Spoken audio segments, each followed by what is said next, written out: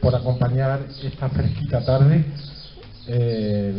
a Natalio Camarero, al concejal de Educación Rafael Funes y a Rodo Soler, de la editora Entre Libros. Yo solamente era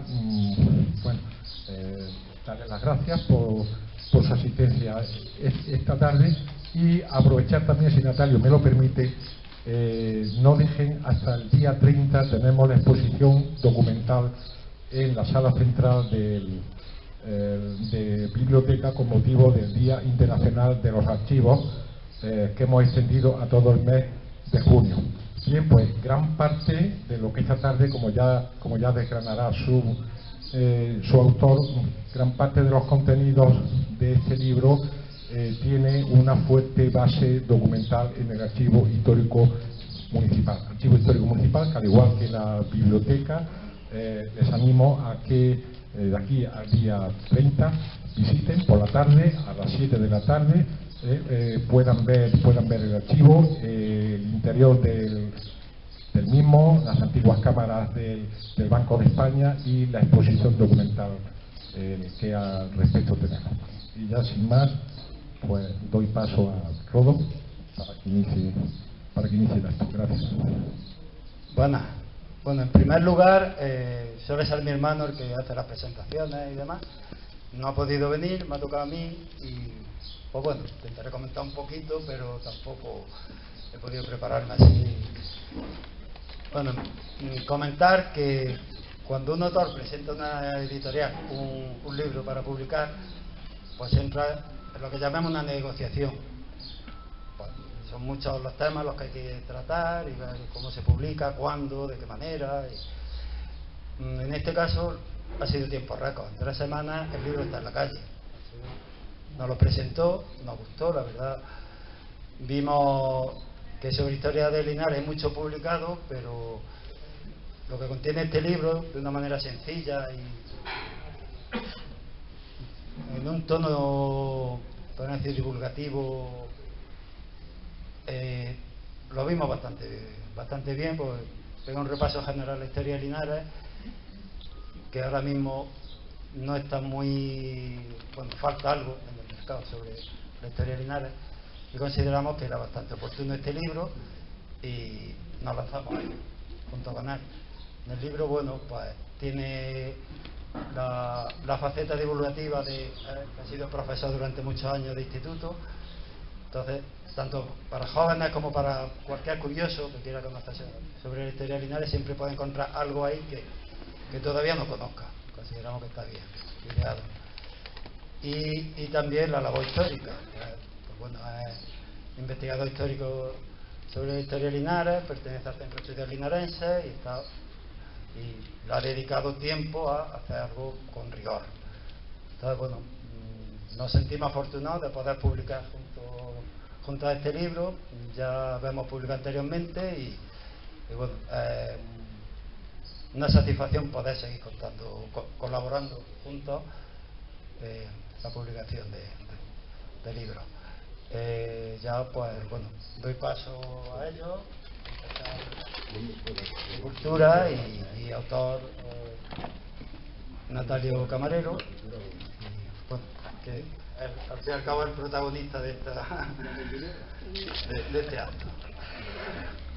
Pues buenas tardes. Un detalle, yo, dada la circunstancia que ha comentado mi hermano, soy el mismo que estoy vendiendo allí los libros, así que si ahora mismo me deja en suspenso un momento, ahora iré para allá de nuevo y desde allí asistiré como espectador y bueno, ya lo dejo continuar a ellos. Pues buenas tardes a todos y gracias por su asistencia a la presentación de este libro que, como nos ha comentado Rodo, recoge algunos apuntes sobre Linares. En primer lugar, me van a permitir que dé las gracias a la familia Soler y a la librería Entre Libros por la palabra de presentación y por haber asumido la publicación de los apuntes y haberme transmitido la confianza en el interés que puede despertar el texto, no solamente en el ámbito escolar, sino también entre la población en general. Desafortunadamente, Javi Soler, que como dice Roldo era el que tenía que hacer la presentación, pues bueno, se ha sentido indispuesto y desde aquí le deseo una pronta recuperación a Javi.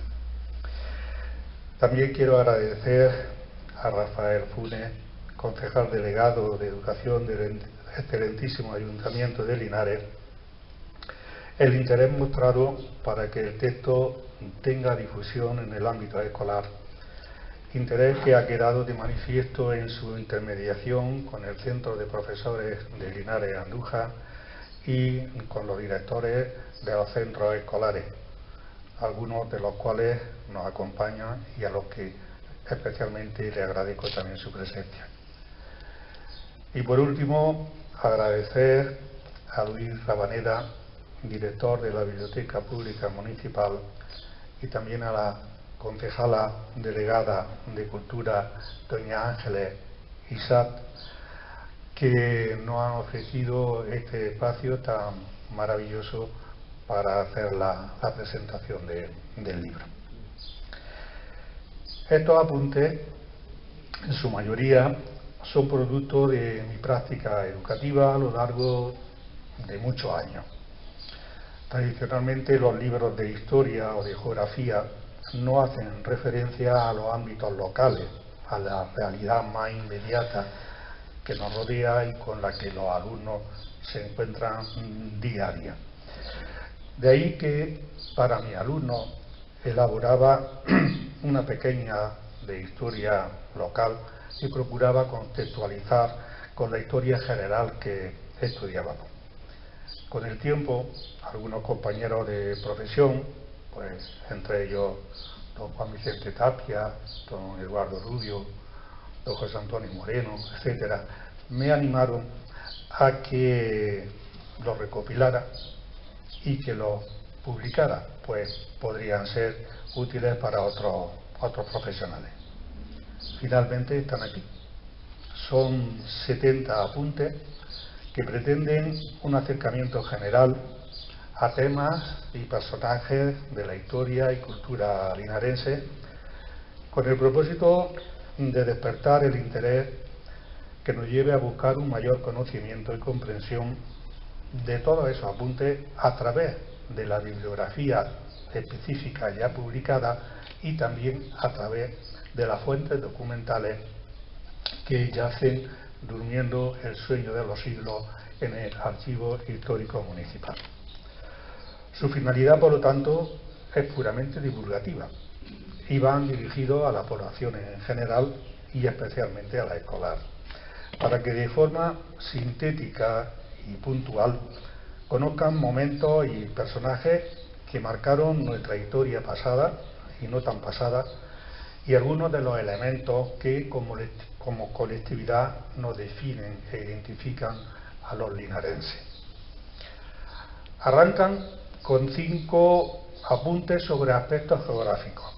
Se trata del relieve de nuestro municipio, la vegetación, el clima, la población, la pirámide de población, evolución de la población desde el siglo XIX, y luego, siguiendo un orden cronológico, arrancan desde Cástulo para llegar a nuestros días. Concretamente, uno de los últimos es la ruta de la tapa del año pasado, con su ganador, su tapa ganadora y demás. Porque, como hemos comentado, son aspectos históricos, pero también antropológicos, también económicos, también culturales, también culinarios. Es decir, he intentado en estos 70 apuntes hacer un reflejo de todos estos temas que popularmente tratamos en nuestras conversaciones cotidianas, pero que muchas veces no lo hacemos con el rigor y el conocimiento preciso. He intentado que esos temas, muchas veces, como hemos dicho, incluso banales, anecdóticos, bueno, que tengan su reflejo y su rigor a la hora de poder hablar sobre ello. Cada apunte o cada breve apunte se acompaña de una imagen ilustrativa. No he querido hacer, los que conocen algunos de otros textos míos, de otros libros de historia, pues saben lo que es un clásico libro de historia, ¿no? Un libro con muchas páginas sobre un tema, una investigación profunda y demás. No he querido darle esa forma, sino una forma mucho más didáctica y visual. Por ejemplo, en una página va una breve síntesis sobre el apunte y en la otra la imagen representativa de ese apunte. Son lecturas fáciles, son lecturas rápidas y nos llevan, como en este caso, por ejemplo, que es el documento más antiguo que existe en el archivo aquí histórico municipal, también aportó parte de su transcripción.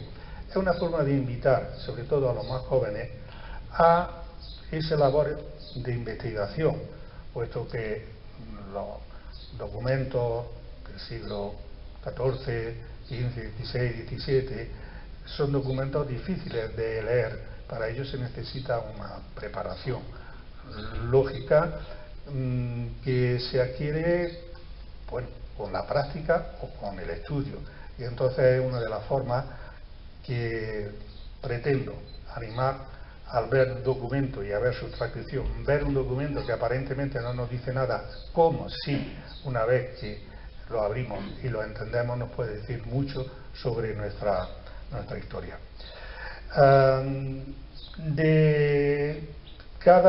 No de todos, sino de algunos, al final extraigo una serie de cuestiones que yo la he titulado "Comprueba tus conocimientos".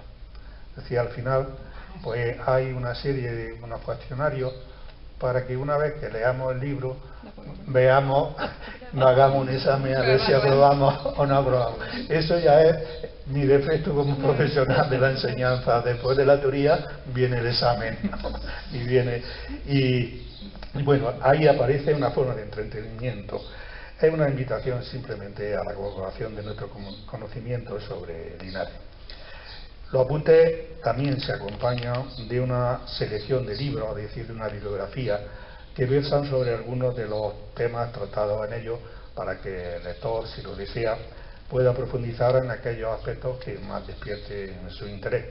También se hace un enlace a Internet donde se puede encontrar una amplísima bibliografía sobre Linares y de autores linarenses. Ese enlace está trabajado, recopilado y ordenado precisamente por uno de los hermanos Soler, en este caso Ramón, al cual desde aquí también le agradezco su labor enorme por la cultura linarense. Estos apuntes también pueden servir de invitación, como hemos dicho, para profundizar en estos temas a través de nuevas investigaciones. Como decía, la mayoría de ellos llevan unas referencias documentales hacia las fuentes primarias, por si alguno quiere profundizar más, pueda acudir a esa fuente. También puede servir de apoyo para el profesorado en la elaboración de materiales o guías didácticas que se adapten al nivel de cada uno de los grupos, al nivel de cada uno de sus alumnos. Pero el carácter divulgativo que tienen estos apuntes no quieren decir que no tenga un rigor científico. Los apuntes están contrastados, documentados y referenciados oportunamente. Y muchos de ellos nos ponen en contacto con las fuentes documentales primarias, la mayoría de ellas en el Archivo Histórico Municipal de Linares, para que se puedan consultar y se puedan profundizar en el tema si es de nuestro interés. Los apuntes repasan temas clásicos, por ejemplo, cástulo, edificios históricos, como el antiguo hospital de San Juan de Dios, del que, por cierto, he encontrado en actas de Cabildo el arquitecto que trazó la iglesia, Pedro Padro Delgado, arquitecto y cantero. También trata sobre personajes, sobre documentos, y también ofrecen algunos datos novedosos que he podido incorporar tras el estudio de la acta del Cabildo y otros documentos, fundamentalmente de los siglos XVII y XVIII. Por ejemplo, me ha llamado mucho la atención porque poco sabíamos de la importancia de la de la ganadería caballar en Linares. En el apunte 29 hago una referencia a la repetida referencia en la acta del Cabildo a la gran yeguada de cría que existía en Cerro Pelado. Ahí todos los años se nombraban comisarios para elegir a los caballos padres, a los cuales se les asignaba 25 yeguas. Cada caballo no podía cubrir más de 25 yeguas. En algunos años se llegaban a elegir hasta 5 caballos, lo cual quiere decir que eran más de 100 yeguas las que existían de cría aquí.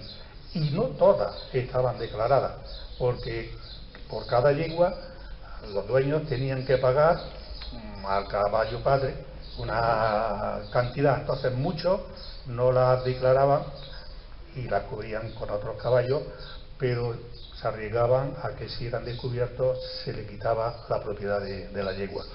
Esas yeguas con sus potrillos y potrancas estaban en Cerro Pelado y allí estaban hasta que los potrillos o potrancas tuvieran 2 años. Cuando tenían 2 años se hacía una potrada, es decir, se traían desde Cerro Pelado en manada a la dehesa que en ese año el Cabildo asignara para que los potros siguieran creciendo, que bien podía ser la dehesa de La Vega o podía ser la dehesa de Cañada Ancosa, alguna de las dehesas rotaban, no todos los años era la misma. Lo que sí solía ser la misma era la de la yeguada. La yeguada de cría solía estar en Cerro Pelado. Es tal la importancia que llegó a tener la cría caballar aquí en Linares que la villa socorrió a Felipe V en la guerra de sucesión con una compañía de 50 caballos. Socorro que Linares hizo, y yo por la lectura de la acta y de los documentos, claramente para conseguir que se le concediera la feria. Linares quería una feria. La feria en aquel entonces suponía que durante los días que era concedida la feria se podía comerciar libremente sin ningún tipo de impuesto en todos los productos. Entonces era una forma de atraer a comerciantes de todos sitios. Entonces Linares desde el principio se ofrece al Borbón, Felipe V. Saben que la guerra de sucesión entre Felipe V y Carlos de Austria por el trono de España, se hace partidario de Felipe V, le ofrece la compañía de 50 caballos y además el control de la línea defensiva de Sierra Morena. Los linarenses controlaban y defendían Sierra Morena. Tardó en conseguir la feria Linares, pero finalmente llegó, aunque fuera 30 años después, pero al final se le concedió la feria a partir del día de Saragochi. Otro aspecto curioso y que en este caso he traído aquí es en el periodo de epidemia que estamos, que algunos ya lo hemos sufrido, otros lo están sufriendo y demás, una epidemia terrible que ocurrió en Linares, de peste. La epidemia que hace referencia el apunte 25, la epidemia de 1682, que asoló y despobló Linares y que llegó a pedir por parte de los regidores del Cabildo la exención de impuestos, que se encuentra en el documento. En los años pasados teníamos más de 1000 vecinos. Vecinos no quiere decir habitantes. El vecino era el cabeza de familia. Normalmente se hace una ratio de en torno de unos 4 y algo habitantes por vecino, ¿no? Es decir, en los años pasados teníamos más de 1000 vecinos y al presente no tenemos más que 410. Y la causa de haberse minorado tanto la vecindad había sido por haber muerto, ojo, 783 personas, desde el 5 de julio de 682 hasta el fin de año de 684. Y ídose muchos vecinos a vivir a otras partes por su pobreza y no poder pagar los repartimientos de las rentas reales, con lo que al presente la villa está vacía de gente y la mayor parte de los vecinos pobres y sin abono ni caudal. Es decir, que tuvo que ser una epidemia realmente trágica para los habitantes de Linares. No es la única, no es la única. También en acta hemos encontrado que el gran terremoto de Lisboa tuvo también sus consecuencias aquí en Linares. El gran terremoto de Lisboa, al cual hago el apunte 36, tuvo sus efectos también en nuestra villa, pues en el acta del día 5 de noviembre de 1755 se dice que el día 1 de noviembre a las 10 de la mañana, poco más o menos, experimentamos el temblor de tierra, quebrantándose muchos edificios, y por los daños sufridos comenzaron a caer algunos, aunque gracias a la divina providencia no hubo daños personales. El ayuntamiento acordó hacer una acción de gracias ante el Santísimo Sacramento en la parroquia de Santa María el mismo día 5. El día 8 hubo una rogativa ante la Virgen del Linarejo, y el día 30 se hizo una fiesta religiosa dedicada a San Francisco de Borja, que es el santo abogado contra los terremotos. Es curioso, porque cuando había alguna calamidad, la villa de Linares, la ciudad de Linares, acudía a su santa patrona, ahora hablaremos, acudía a su santa patrona, pero en función del tipo de calamidad que fuera, también acudía al santo abogado contra esa calamidad. Si era la peste, pues eran tres los santos: San Sebastián, San Roque y San Nicasio.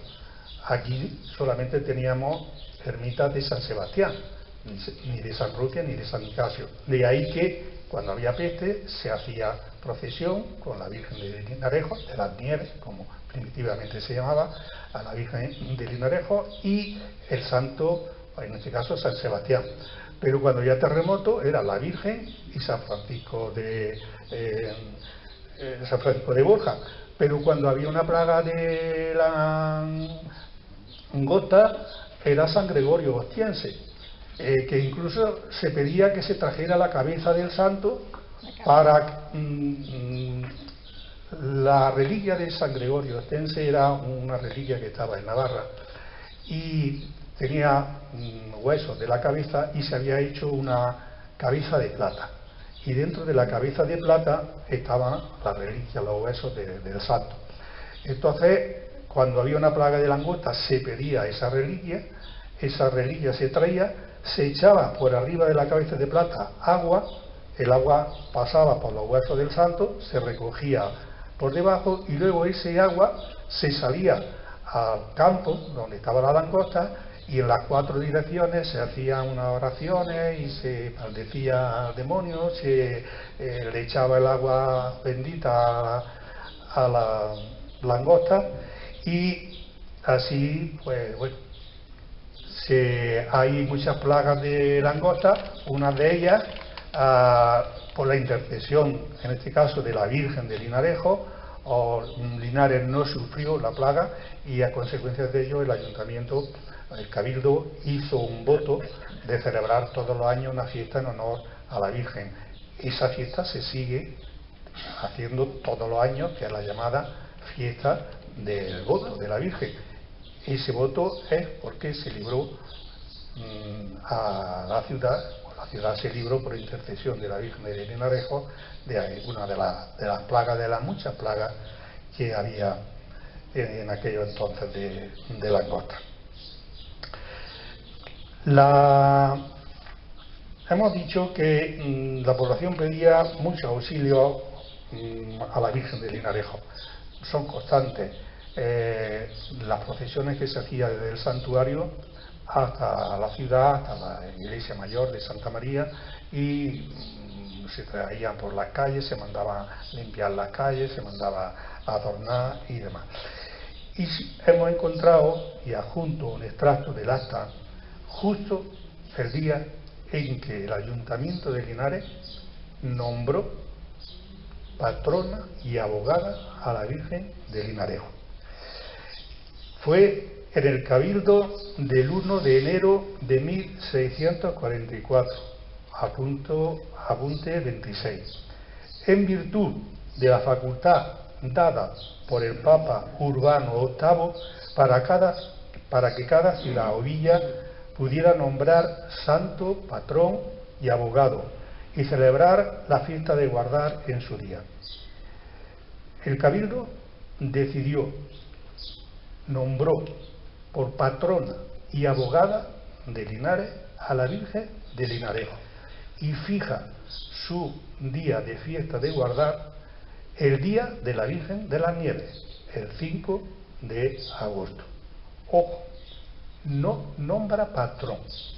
No he encontrado en ningún documento del siglo XVII y del siglo XVIII ninguna referencia a ningún patrón de Linares. Ha sido curioso, puesto que en todas las actas siempre se hace referencia a la patrona o a los santos estos concretos, pero a ninguno, porque hay, por ejemplo, una referencia a San Luis de los franceses, que se hacía también una fiesta. También se hacía fiesta a San Sebastián, se hacía fiesta a San Marcos, a todos los que tenían ermita aquí en Linares, pues San Cristóbal, San Marcos, San Andrés, San Sebastián, todos tenían su fiesta, pero a ninguno se le nombra como patrón. Es decir, patrona, la Virgen. Patrón, por lo menos reflejado en acta. Hasta este momento, no. También aparece, como hemos comentado, las plagas de langosta. Cito textualmente también otro documento del archivo. En este cabildo se dio cuenta de cómo en el término de esta villa se ha descubierto mucha langosta y hace daños considerables en los panes. Panes se refiere a trigo y cereales. Y heredades del término de que están los vecinos afligidos, y para remediar algo el daño que se espera, se acordó luego vayan los vecinos de esta villa a matarla, saliendo cada día mínimo 30 hombres o los que se pudiera, dándoles algún socorro de merienda por ser pobres. Es decir, parece que a los parados de aquella época los mandaban a matar la langosta y le daban de camino la merienda. Es curioso el sistema que tenían para acabar con ella. Cuando se detectaba el canutillo, es decir, la langosta pone una vaina de huevos metida dentro de la tierra, cuando se detectaba el canutillo se cogían todas las piaras de cerdo, porque a los cerdos les gusta mucho el canutillo, para que hocicaran, levantaran y se comieran el canutillo. Cuando el canutillo ya eclosionaba, pero todavía no estaban en fase adulta, aparecían lo que se llamaban los manchones. Y entonces era cuando la gente iba a pisarlo o con unos también especie de palas flexibles a pegarle porrazos y matarlo. Y cuando ya la langosta ya estaban adultas y no había otra forma, utilizaban lo que se conoce como los buitrones. Los buitrones eran una especie de sábana que en el centro tiene como un cono, un cucurucho. Entonces cogían dos personas la sábana y conforme volaban otros espantaban a la langosta, y cuando la langosta venía se chocaba contra la sábana y se metía en el cono que tenía en el centro.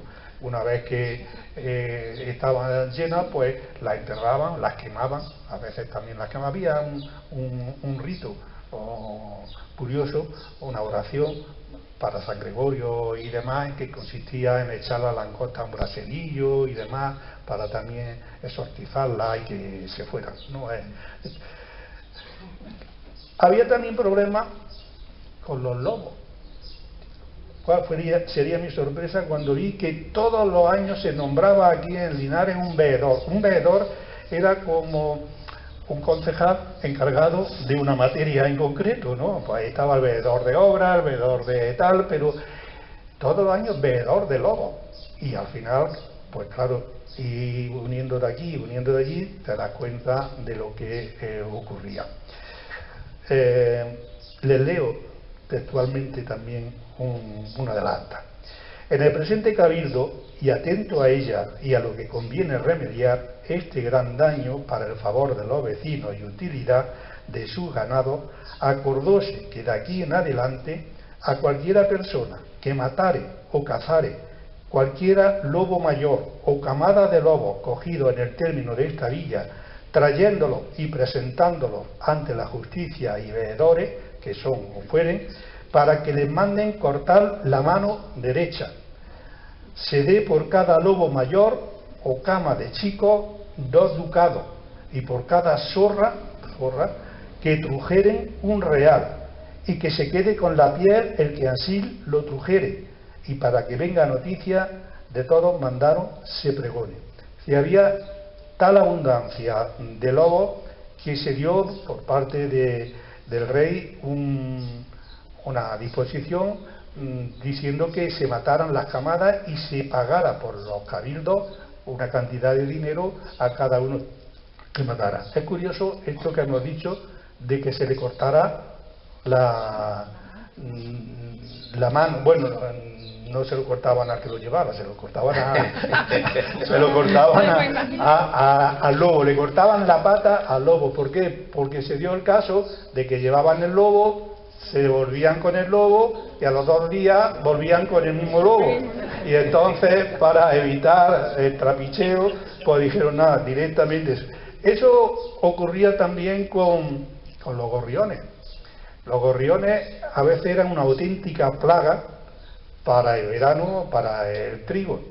Hay disposiciones también en el ayuntamiento que obligaban a matar a cada ciudadano de la villa una cantidad de gorriones. Dependiendo de la plaga, se podían pedir hasta 4.000, 5.000 gorriones que tenían que repartirse entre todos los vecinos. El que no mataba a los que tenía que matar se le ponía un real de multa, y ese real iba para la obra del santuario de la Virgen de Linarejo, y para comprobar que habían matado a los gorriones tenían que llevar la cabeza del gorrión al ayuntamiento. Entonces cada vecino llegaba, tienes que matar 10 gorriones, pues 10 cabezas. Pero los regidores se debieron dar cuenta de que el pájaro entero era más sabroso que solo la cabeza. Y al poco tiempo se dio otra ordenanza que decían que no solamente la cabeza, que tenían que llevar ya el pájaro entero, y ya no se quedaban con el pájaro entero. Imaginaros 4.000 gorriones para los regidores de aquella época, los pajarillos fritos en aquella época. Bueno, también hay algún apunte totalmente, bueno, anecdótico, curioso, pero no por eso he dejado de apuntarlo. Y es la contribución que Linares hizo al monumento de Colón en Barcelona. Bueno, como Linares, el alcalde de Barcelona, con motivo de la Exposición Universal que se iba a celebrar en 1888, mandó una carta al alcalde de Linares, que en aquello entonces era una ciudad próspera y una de las ciudades más importantes de Andalucía ya. Entonces mandó una carta pidiendo que diera algún donativo para el monumento. De hecho, se trató en reunión del Cabildo y se decidió mandar 125 pesetas de las de 1883, que es cuando se fijó, y se puso en el gasto de imprevisto. El ayuntamiento se puso imprevisto. Por lo tanto, aunque sea la parte final de la uña del dedo meñique de Colón, ese que está en la rambla señalando, eso lo costeamos los linares. Bien, no quiero ya aburrirles más. No olvido, por ejemplo, la construcción del primer campo de fútbol aquí, el torneo de ajedrez, el concurso de Taranta, la ruta de la tapa. Bueno, en definitiva son unos apuntes que solo pretenden ser pinceladas de nuestra historia, pero que estas pinceladas sirvan para que nosotros nos conozcamos mucho mejor. Gracias.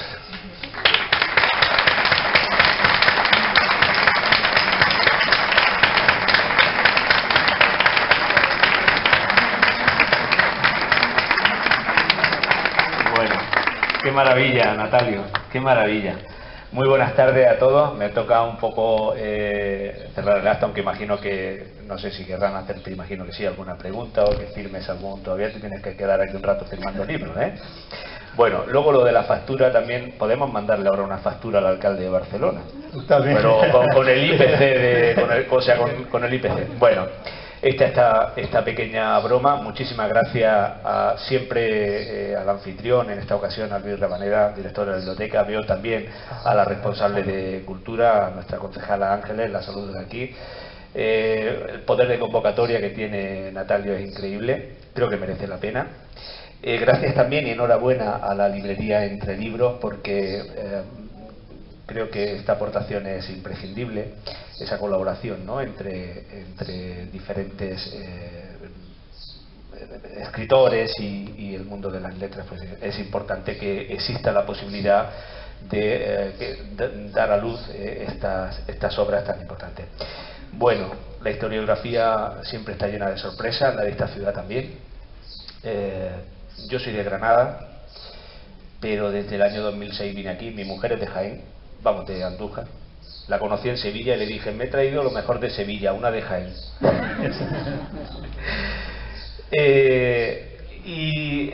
Bueno, es una tierra que desde que llegué pues no ha dejado de sorprenderme, porque es una ciudad pues muy viva en cuanto a los colectivos sociales. Y también una de las primeras fotos que tengo de cuando me incorporé al equipo de gobierno, al consistorio, pues precisamente es en el archivo, que me sorprendió, pues imagino que ustedes lo conocen también por la caja fuerte, ¿no?, que alberga algo más importante que el dinero, alberga la memoria de una ciudad. Eso es importantísimo. Yo creo que está donde custodiada, ¿no?, y esa custodia que tiene pues la hace más llamativa, ¿no?, si cabe. Bueno, mi presencia aquí, agradecer también la invitación de Natalio. No recuerdo exactamente cuándo tuve noticias de que andabas detrás de publicar este libro. Efectivamente, bueno, pues en alguna reunión que mantuvimos para ver un poco, siempre el ayuntamiento ha estado a disposición de esta iniciativa, y tiene que ser así. Y bueno, en este caso desde el área de educación lo que vamos a hacer es adquirir ejemplares para su entrega a los centros educativos, porque, como he dicho antes, la memoria de una ciudad como esta, tan rica, milenaria, pues debe ser conocida por los escolares. Y en esa labor, pues bueno, el ayuntamiento sí puede impulsar, ¿no?, impulsar estas medidas y otras también que queremos llevar a cabo. Me parece muy importante. En cuanto al texto, pues ya lo ha desgranado de una forma magistral Natalio. Es muy completo, y también quisiera resaltar como él ha hecho, porque realmente las esencias, como se suele decir, se guardan en frasquitos pequeños, ¿verdad, Natalio? Pero no está exento de rigor, pese a ser un texto que abarca un periodo amplísimo de la historia. Sin embargo, cada página está muy cimentada y muy argumentada, y como él dice, porque además como historiador pues es una persona que estoy seguro de que pone su empeño en que lo que sea cierto y dar fe de lo que ahí aparece.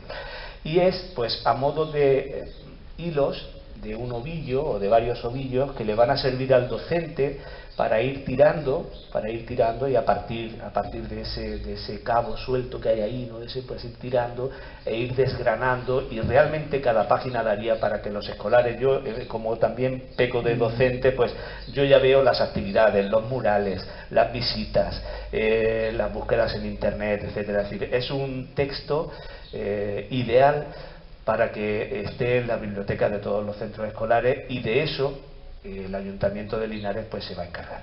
Así que enhorabuena, Natalio, muchísimas gracias por esta labor que haces, enhorabuena también a Entre Libros, muchas gracias al anfitrión y a todos ustedes por su presencia.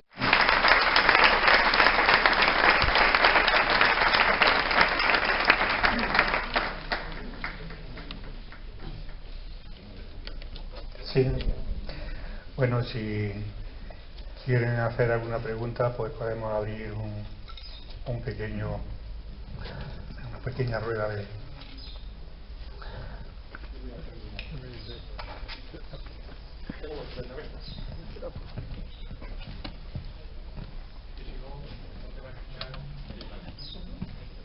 Hola, buenas tardes. Yo siempre oí a mi padre decir en la feria del burro. Sí. Puede que tenga su origen en eso que he hablado que yo no había oído nunca hablar de la famosa triguada esa que había en la dehesa de Romelán. La feria del burro era porque la feria fundamentalmente tenía una parte de compra, venta e intercambio de animales, y estaban exentos de impuestos. Había unos impuestos de carácter directo y otros de carácter indirecto. Algunos de ellos gravaban mucho con las transacciones de animales, e incluso, no sé si los más mayores se acordarán, incluso en las ciudades había lo que se llamaba el fielato, donde se tenía que pagar por entrar con determinados animales o determinadas de estas. Es decir, que había una serie de impuestos que gravaban mucho esos intercambios. Entonces la feria, lo que pretendía conseguir la feria era que podía venir todo el mundo, intercambiar. Y la feria de ganado era muy importante, y lo ha sido. Hago también referencia aquí porque hasta hace relativamente, yo recuerdo de pequeño, aquí en Linares, la feria de ganado, donde había muchísimos mulos, burros, caballos, vacas, cabras, y se hacían compras, ventas e intercambios. Entonces es posible que un poco por esa relación pudiera decirse la feria del burro. Lo del caballo no tanto, porque lo del caballo es que los caballos estaban destinados a la nobleza, y los caballos estaban destinados al ejército real. Es decir, que tenían que ser nobles para poder tener caballos. Eran los caballeros de cuantía, que se llamaban. Entonces aquí Linares tampoco no tuvo una aristocracia como lo tuvo Baeza o lo tuvo Úbeda. En Linares había una cierta hidalguía, pero sin grandes títulos nobiliarios en realidad. Y entonces los caballos se criaban aquí, y había, como hemos visto, una gran cabaña caballar, pero fundamentalmente eran para el ejército y para los nobles, ¿no? Surtían al ejército. Hola. Sí. Aquí. Una pregunta simplemente para despejar. Porque mire, cuando usted ha estado hablando, que para mí fue el otro día la visita guiada que tuvimos aquí en la biblioteca, viendo la imagen y viendo el acta, que era ilegible. Sí. Yo creo que ha tenido usted un trabajo tela para descifrar eso. Dice usted que la patrona de Linarejo, la Virgen de Linarejo, es la patrona y abogada de Linares. Sí. Bien, lo que yo quisiera aclararme o despejar una incógnita, una leyenda urbana que tenemos siempre aquí, la mayoría de la población linarense, por lo que yo durante todos estos años, piensa o creen que el patrón de Linares es San Agustín. Yo creo que confundiéndole con la feria de San Agustín. Sin embargo, a esa réplica siempre gente, yo entiendo, más docta en materia y con más conocimiento, han replicado que el patrón de Linares es San Sebastián. Entonces tenemos tres figuras aquí. Mi pregunta es, documentalmente, por lo que usted ha dicho, la patrona es la Virgen de Linarejo. ¿No quiere decir, o usted ha oído la leyenda urbana de que es San Sebastián? Sí. ¿Lo ha oído o...? Sí, pero sí, no hay nada documental, sí. ¿no? Hay una referencia en los apuntes de Federico Ramírez. Hay una referencia que dice que antiguamente San Sebastián era el patrón.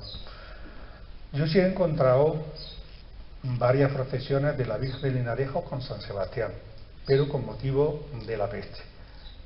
No he encontrado ninguna referencia ni a San Agustín como patrón ni a San Sebastián como patrón.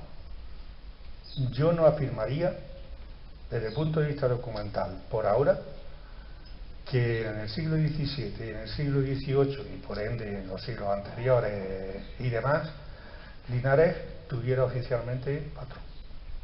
No lo afirmaría. Es decir, que a partir de ahora deberíamos de decir los linarenses que nuestro patrona... No, sí, no, el patrón, vamos a ver, la tradición y la costumbre hace que la historia se imponga. Entonces la tradición, la costumbre, todos los años de celebración del patrón San Agustín, lógicamente es patrón. Oficialmente o extraoficialmente, como vamos a llamar, San Agustín.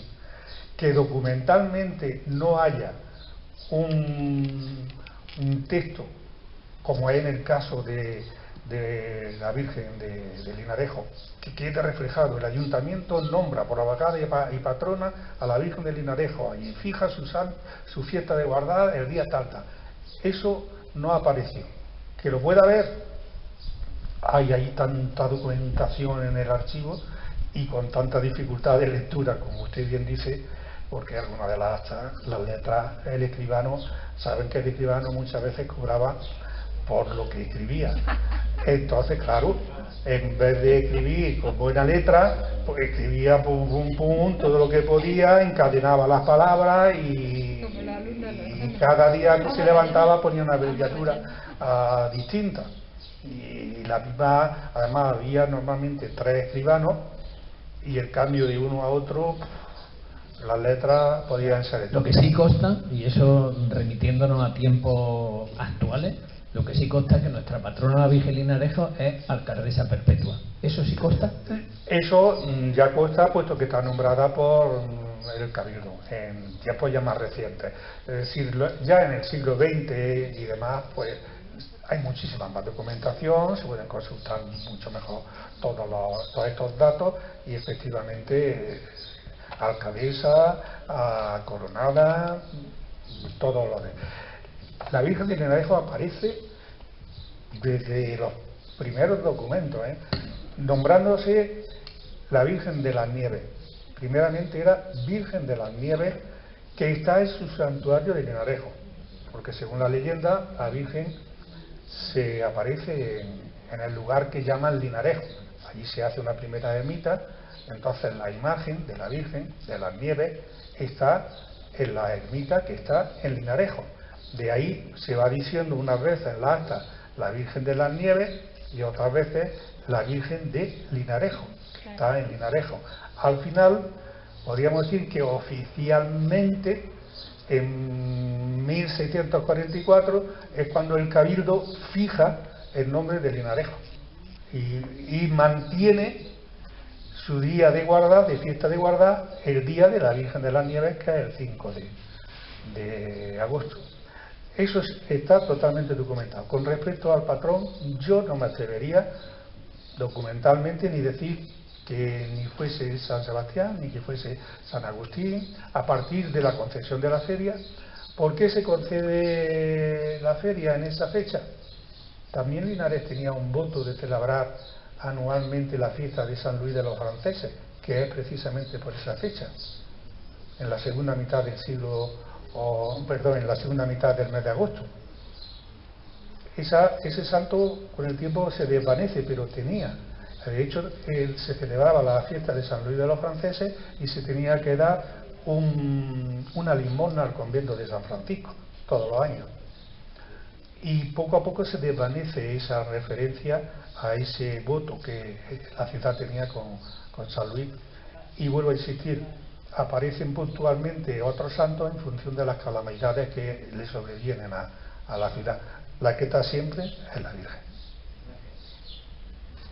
Yo quiero añadir una sugerencia sobre el patronazgo, ya que acepto lo que usted dice de que no hay documentación ninguna sobre San Sebastián, que yo también, como uno más de Linares, he creído siempre que era San Sebastián, no San Agustín. Pues me parece que sería una oportunidad hoy que tenemos aquí una charla sobre apuntes de Linares, por un lado, y que por otro está presente el ayuntamiento en la persona de Rafael, el concejal.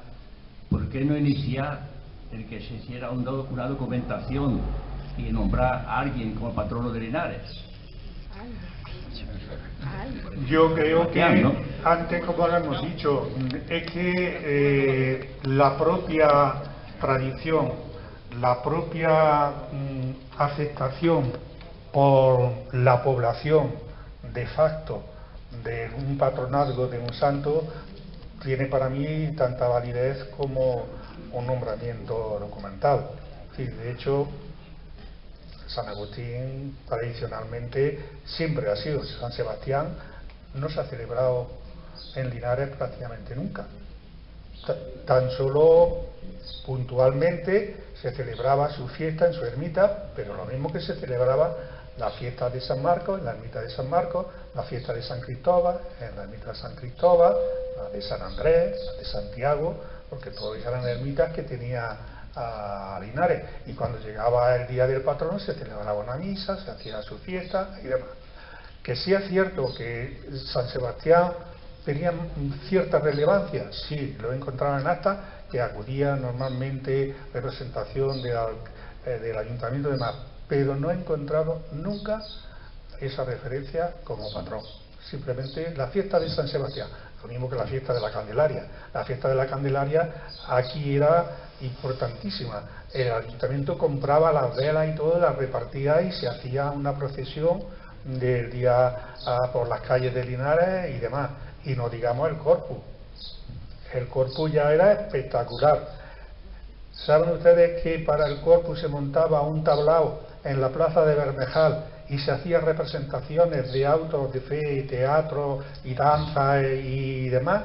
Y había un reparto de quien llevaba las varas del palio desde la calle tal a la que se gastaban en aquellos tiempos un pastón en la fiesta del Corpus. Y son cosas que van apareciendo o ahí que nos van abriendo un poco de cómo vivían nuestros antepasados.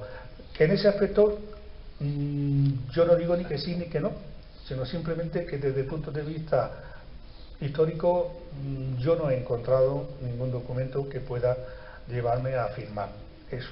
¿Que pueda existir? Sí, hay ahí legajos y hasta y demás, Luis bien lo sabe, que están ahí durmiendo el sueño de los siglos.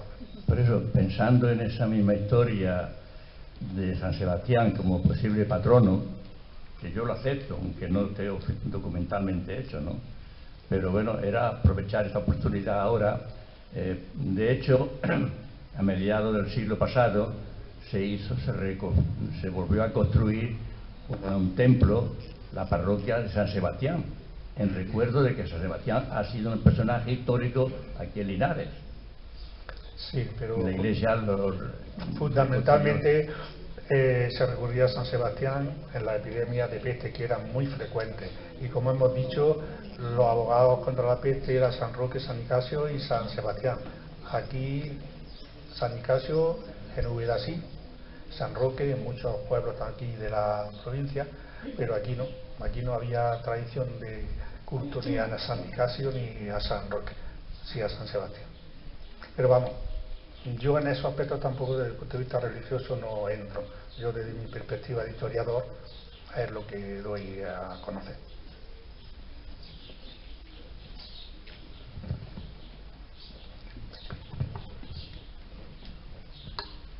Hola, buenas tardes. Hola, buenas tardes. Mira, mi pregunta va a ser un poquillo más anecdótica y también gastronómica. Hasta hace poco yo sabía que aquí había una costumbre y una tradición de comer pajarillos fritos.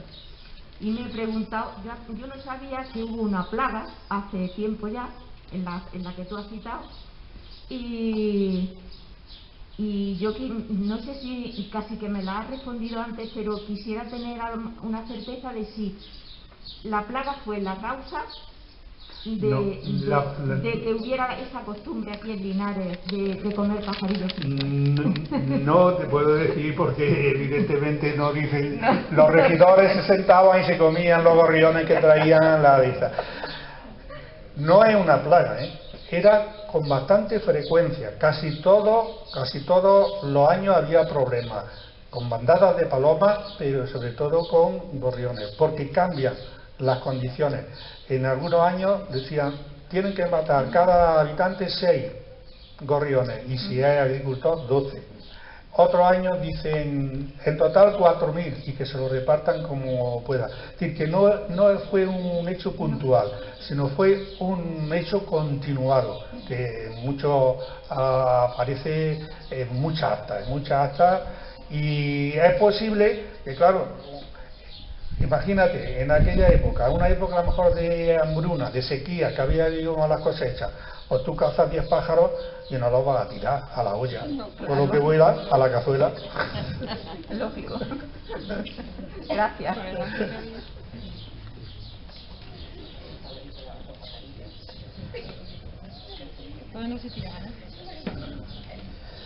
Buenas tardes. Natalio, ¿has contemplado en el libro la epidemia de anquilotomiasis o cólico del minero y la de tifus que hubo en Linares? Hago referencia, cuando hago, evidentemente son 70 apuntes. 70 apuntes he tenido que sintetizar. Piensen que de alguno de esos apuntes que he metido en 30 líneas, yo tengo escrito un libro.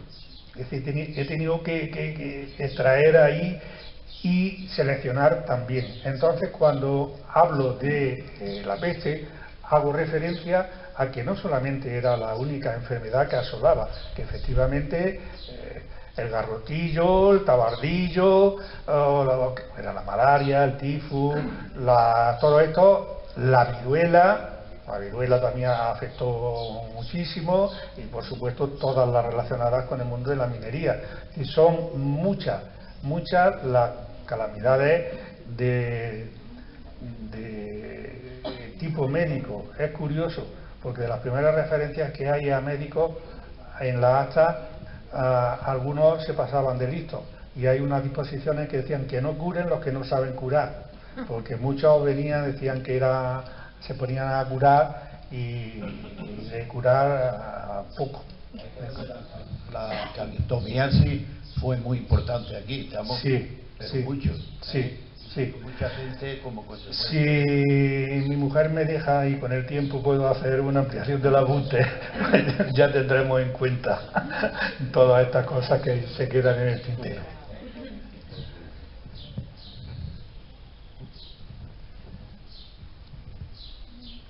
Sí, buenas tardes. Hola. Yo me gustaría transmitir y reconocer al concejal Rafael Funes el enorme acierto que creo que tiene la iniciativa de llevar este libro a la biblioteca. Creo que es un acierto, y lo que quisiera es animarlo para que desde la corporación se promoviera la creación de un rincón en las bibliotecas escolares que se puede llamar Rincón de Linares, y este libro sea el primero de una serie de donaciones para que en todas las bibliotecas escolares hubiera un punto de referencia con bibliografía sobre Linares. Entonces, reitero pues que es un acierto, enhorabuena, y animarle a que vaya en esa línea. Gracias. Muchas gracias, pues me parece también que tiene mucho sentido lo que usted dice, y tomamos nota, como no puede ser de otra manera. De todas formas, también es verdad que hay que decir que los centros escolares participan, ¿verdad?, de otras iniciativas también relacionadas con la historia y con la cultura de nuestra ciudad, y en ese sentido pues hay buena receptividad por parte de los equipos directivos, y bueno, tomamos nota de esa iniciativa que usted propone para a su vez llevarla a los centros y que puedan desarrollarla. Hay alguna cosita más que se está haciendo y que se van a hacer, y también saben que los escolares participan en algo, ¿no?, ibero-romana también, que ha trabajado y que ha venido trabajando el consistorio últimamente. Pero bueno, en la parte, digamos, más académica, podemos decir, pues bueno, es una iniciativa interesante. Muchas gracias. Si se me permite a mí, lo que hasta ahora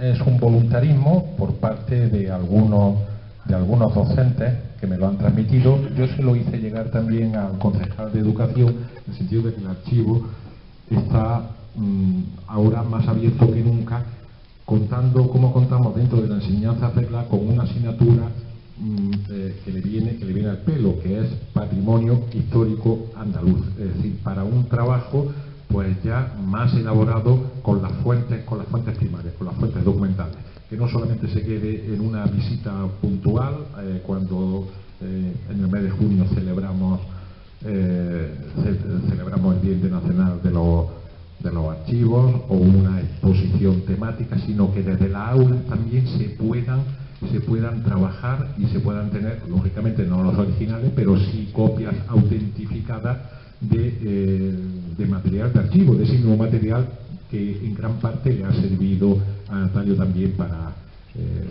su colección de apuntes. Y digo que también que algunos de esos documentos no dejen ustedes hasta el día 30 tienen oportunidad de verlos aquí en la sala. Concretamente, el documento más antiguo de Alfonso X, de 1968, está expuesto. El libro capitular, precisamente con la página en la que se hace referencia al nombramiento de abogada y patrona de la Virgen del Garejo, está expuesto.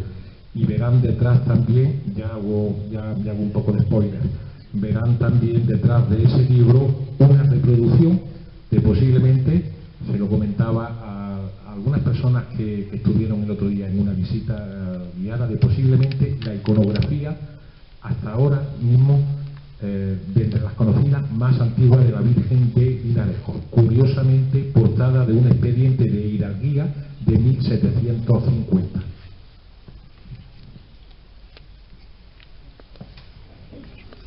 ¿Alguna cuestión más? Pues muchísimas gracias y que ustedes disfruten con la lectura lo mismo que yo he disfrutado escribiéndolo.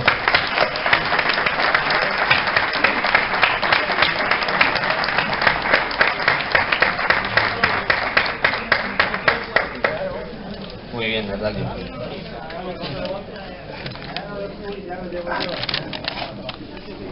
Sí.